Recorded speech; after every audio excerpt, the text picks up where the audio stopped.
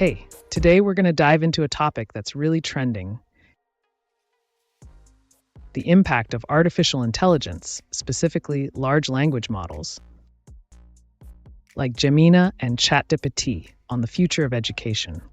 Our conversation starts from a fairly skeptical analysis of whether these technologies will truly revolutionize education. The idea is to explore the arguments, capabilities, limitations, and also the pitfalls.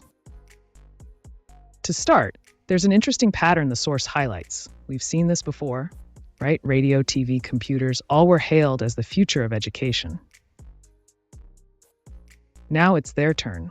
Looking back, the source recalls old promises like radio lessons back in the 1930s, university through TV, and ultimately, none of them changed. A process so radically that, well, the argument is that it is essentially human. We learn from other people. This teacher-student interaction still seems to be more decisive than the technology itself. And focusing on these LLMs, the large language models, analysis, and brings up a point that I think is crucial. They are not intelligent like us, They don't reason. They are described more as very, very advanced pattern processors. Trained on an absurd amount of text, they generate things that seem coherent, but are very prone to what they call hallucinations. Errors that seem correct, but actually are not, are false. The source even provides a concrete example. They asked Gemini for names of Brazilian researchers about piracy culture, and he invented names and studies. Everything seemed real, but did not exist. Wow, inventing studies, that already shows a pretty big risk, right? Especially for those who are learning. Surely, this connects with other errors we've even seen publicly, like those bizarre suggestions from Google's AI overview, which seem to come from a literal reading of the internet without understanding the context. Yes, I remember that. And the discussion from the source also goes into an area of economics that is interesting, which is the so-called Baumol's cost disease, explaining quickly. The theory suggests that services that depend heavily on people, like education and health, tend to become more expensive over time because their productivity does not grow as fast as in industry, where the machine speeds up everything, right? But the source itself questions whether this really applies today. It points to wage stagnation in many sectors, including education in the United States, for example. Wages haven't kept up with costs since the 1980s. And then linking Balmo with AI in education, the main point may not even be the economic theory itself, but the perception.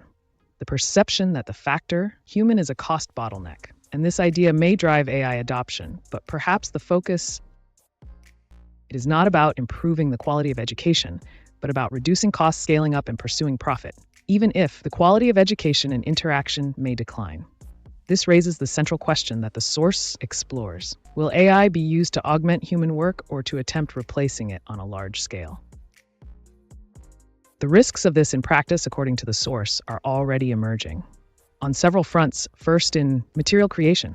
There is an example of a scientific article published containing those standard ChatGPT phrases. Apt, like as far as I know, showing that no one properly reviewed it, or AI-generated images and articles, like a rat with very strange anatomy that passed through peer review according to evaluation or guidance. Transcription tools, like ISPER-IA, the source cites cases where, when transcribing speech that is not very typical, like of people with aphasia, the AI invented information. Serious stuff, like medicine names, even crimes. Imagine the impact this could have. These flaws can be serious and affect those who already have communication difficulties more severely. Specifically, and thirdly, regarding skills assessment, the source mentions a Bloomberg study. They used ChatGPT to evaluate identical resumes, only changing the name, and it gave scores that were different and lower for names associated with certain ethnicities in the United States, showing clear bias. So summarizing the central problem that leading analysis shows, these current AI models, they make errors, and these are subtle mistakes, hard to notice, especially for those who are learning, right? Who still don't have the knowledge to critique the information. These are not occasional failures that happen from time to time. They are inherent to the way they work. They process language patterns but without truly understanding the world. And the pressure to quickly adopt AI, focusing on efficiency and cutting costs, can lead us to overlook these basic flaws. The conclusion there is that IAG today works better as a tool for us to use with a critical eye to enhance our capacity, not to replace human judgment or human interaction within education. So what we take from all this, recapping a bit, history shows these cycles of excitement with technology and education, isn't it? But the human factor seems to remain central, essential.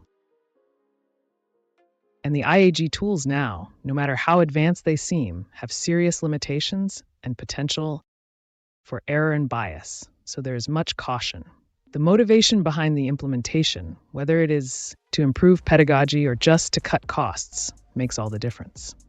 Exactly. And for us to think a little more, there remains a question, inspired by this analysis that we discussed, considering these flaws, these hallucinations, these biases that we know exist in current models. How can educational systems, educators, and decision makers to ensure that AI is integrated responsibly? How to be sure that these tools will serve to enhance human capacities to teach and learn, and not merely to replace people? Or worse, to spread more errors and inequality? That is something to reflect on.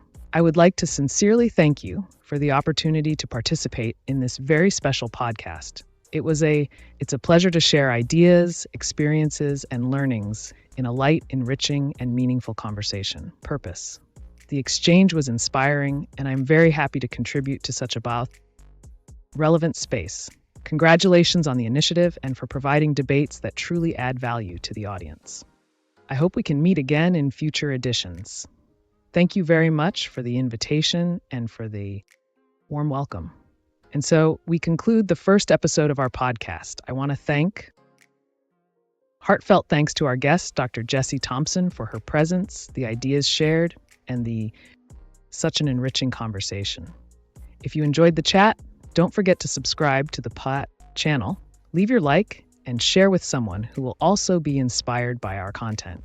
We will meet in the next episode with more exchanges, more content, and of course, more voices that transform. Until then, keep an open mind and continue evolving with us.